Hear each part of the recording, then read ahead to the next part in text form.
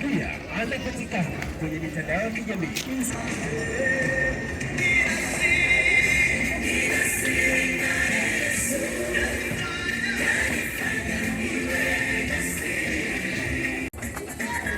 Shalom, shalom mpenzi msikilizaji, kama unavyoona tumekwisha kuanza kituo kipya katika maeneo haya. Kama unavyoweza kuona, kama nilivyosema, sasa ni kijiji kwa kijiji.